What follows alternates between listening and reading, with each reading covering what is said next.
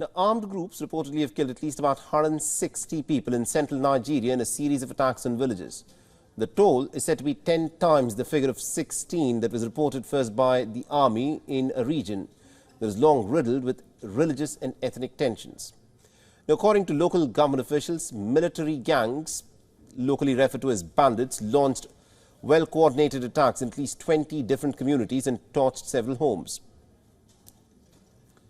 Now, the officials have said that as many as about 113 people were killed in the hostilities that broke out on Saturday and have persisted until the early hours on Monday.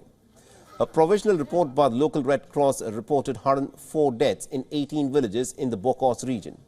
And at least about 50 people were reported to have been killed in several villages in the Barkin Ladi area. According to Dixon Chalom, a member of the state parliament, he has condemned the attacks and has called on the security forces to act pretty swiftly.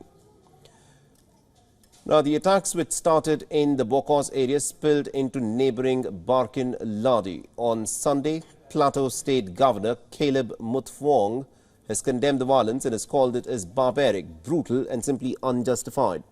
The gunfire could still be heard on late Monday afternoon in the region, which is on the dividing line between Nigeria's mostly Muslim north and the predominantly Christian south.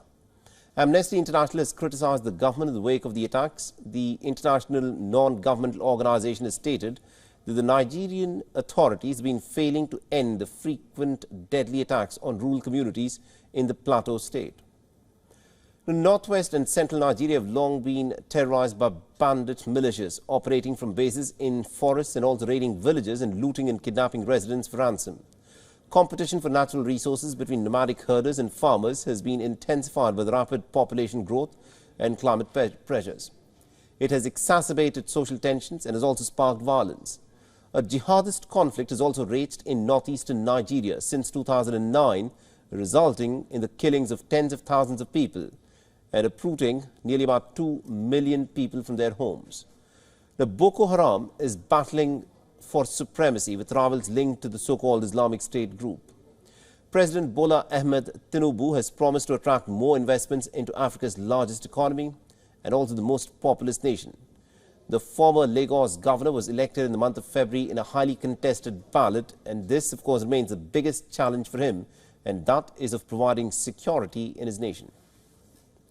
And our correspondent Louisa Olani has been tracking the story very closely for us and has sent us this report from Lagos in Nigeria. Take a look.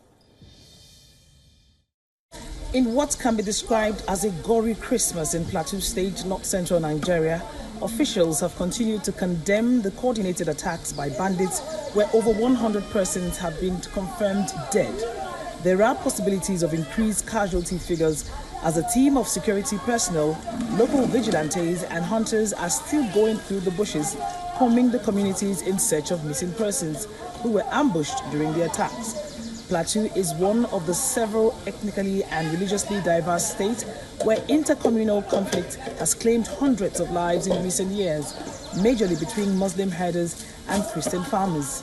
Various reports point to about 346 persons killed in 8 local government areas of the state between April 17 and July 10, 2023. Meanwhile, Plateau State Governor Caleb Mutfwang has ordered the arrest of the killers, insisting they must face justice.